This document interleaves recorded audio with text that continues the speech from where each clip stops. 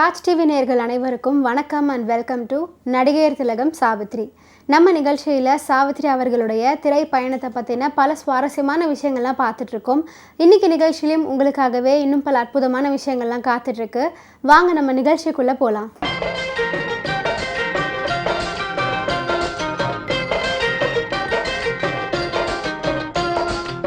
மகா நடிகை சாவித்ரி அவர்களுடைய திரை பயணத்தில் 1972ஆம் ஆண்டு வெளிவந்த தமிழ் திரைப்படம் தான் ஜக்கம்மா. CM கர்ணன் இயக்கத்தில் வெளிவந்த இந்த திரைப்படத்தில் ஜெய்சங்கர், சாவித்ரி, உஷாநந்தினி மற்றும் பலரும் நடிச்சிருக்காங்க.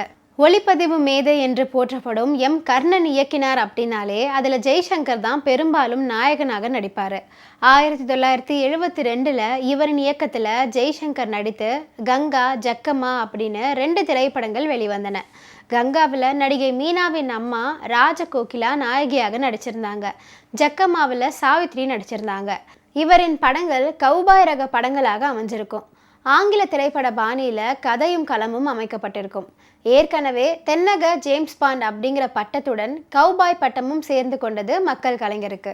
வழக்கமான மசாலா கதையை கௌபாய் பாணியில் வெஸ்டர்ன் ஸ்டைலில் உருவாக்கி ரசிகர்களை புதுவிதமான அனுபவத்தை தந்தது ஜெய்சங்கர் நடித்த ஜக்கம்மா. தமிழ் சினிமாவில் மேற்கத்திய கலாச்சாரமான கௌபாய் பாணியிலான கதையை பிரபலமாக்கிய பெருமை தென்னகத்து ஜேம்ஸ் பாண்ட் என ரசிகர்களால் அழைக்கப்பட்ட ஜெய்சங்கருக்கு தான் உண்டு.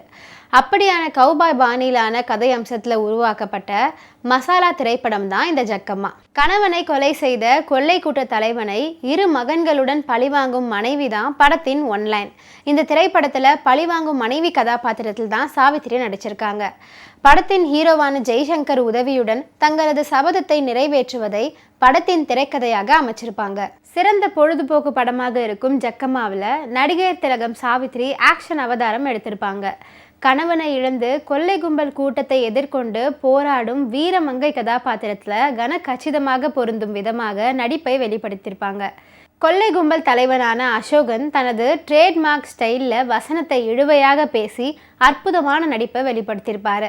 காமெடி கம் சீரியஸ் கதாபாத்திரத்தில் தேங்காய் சீனிவாசன், மனோரமா ஆகியோர் நடிப்பில் ஸ்கோர் செஞ்சுருப்பாங்க.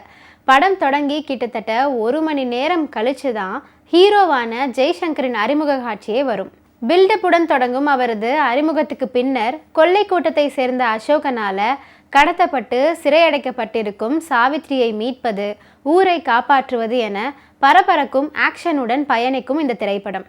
இந்த படத்துக்கு திரைக்கதை, கேமரா பணிகளை மேற்கொண்டு கர்ணன் தான் இயக்கியிருந்தார். இந்த ஜக்கம்மா திரைப்படத்தில் சாவித்ரி அவர்களுடைய ஃபண்டாஸ்டிக்கான நடிப்பில் ஒரு பாடல் காட்சி இடம் பிடிச்சிருக்கு.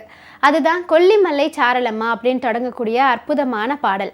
இந்த பாடலை யார் இசையமைச்சது அப்படின்னு பார்த்தீங்கன்னா SM சுப்பையா நாயுடு அவர்கள் தான். பாடல் காட்சியில் தன்னுடைய 2 பிள்ளைகளுக்கும் தாலாட்டு பாடும் வகையில் அற்புதமான நடிப்பை வெளிப்படுத்தியிருப்பாங்க சாவித்ரி. நடிகர் திலகம் சாவித்ரி நிகழ்ச்சியில் நிறைய சுவாரஸ்யமான விஷயங்கள்லாம் நான் சொன்னேன். இதெல்லாம் கேட்டு ரசிச்சிருப்பீங்கன்னு நினைக்கிறேன். இந்த நிகழ்ச்சியை தொடர்ந்து பாருங்கள். நன்றி, வணக்கம்.